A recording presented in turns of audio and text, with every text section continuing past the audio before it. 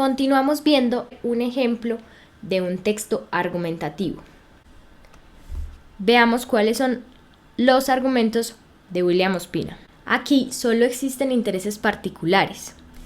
El colombiano solo concibe las relaciones personales, solo concibe su reducido interés personal o familiar, y a ese único fin subordina toda su actividad pública y privada. El Estado mismo es el negocio particular de quienes lo administran a casi todos los niveles. William Ospina cita un primer factor de la cultura, que es el egoísmo.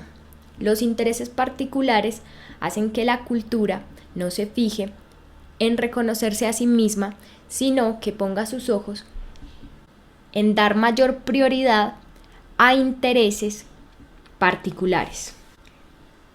Otro argumento es: nunca se ha visto nada servicial con los poderosos y más crecido con los humildes que el Estado colombiano. ¿Y ello por qué?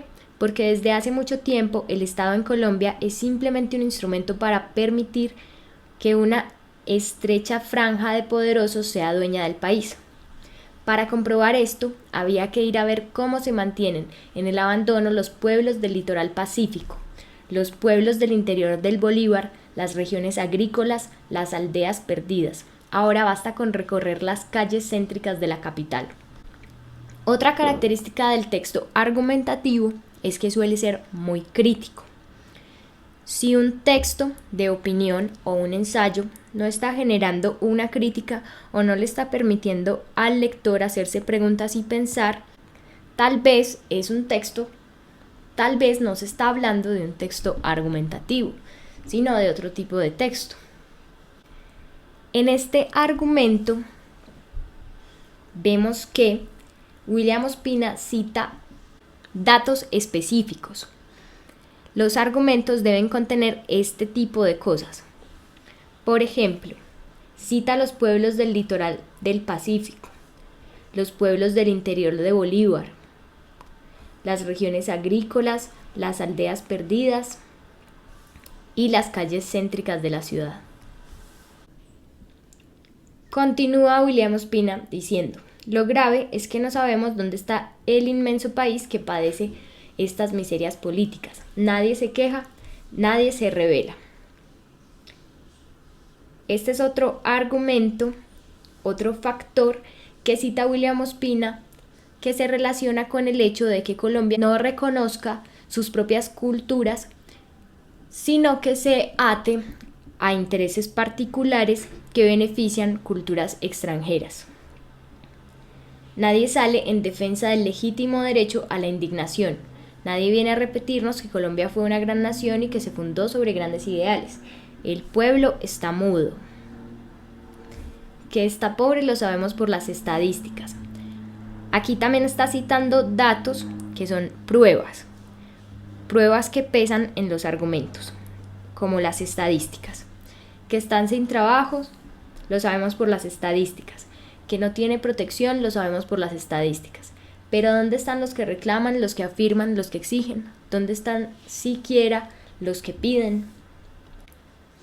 Otro argumento de William Ospina es que es un país que se ha acostumbrado a la mendicidad, y ello significa es un país que ha renunciado a la dignidad. Nos acostumbran a recibir y agradecer como limosna por lo que se nos debe por derecho. No compramos lo que producimos. Este es otro argumento. No compramos lo que producimos y por eso valoramos lo que producen otros. Por eso casi no inventamos nada y a la vez nunca valoramos lo que inventamos.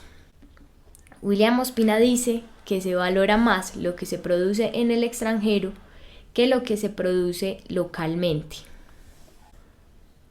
Estos son argumentos de un argumento. Es decir, que estos argumentos están señalando, están demostrando el argumento anterior.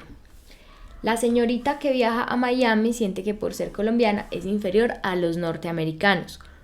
Una muestra de que no se valora lo local, sino que se valora más lo internacional.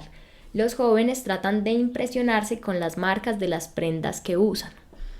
A pesar de que se trata de uno de los países con mejores industrias textiles, la mayoría de jóvenes solamente compra marcas internacionales y se sienten orgullosos por utilizar estas marcas. Todo esto lo resume William Ospina en este factor: debilidad de carácter. Esa que hace que los comerciales de televisión estén llenos de gente de rasgos finos y ojos claros. Otro argumento: se prioriza la belleza del exterior y no se valora la belleza cultural, que es el mestizaje, porque los mestizos que manejan el país desde siempre siguen avergonzados de sus rostros, de su lenguaje, de su espíritu.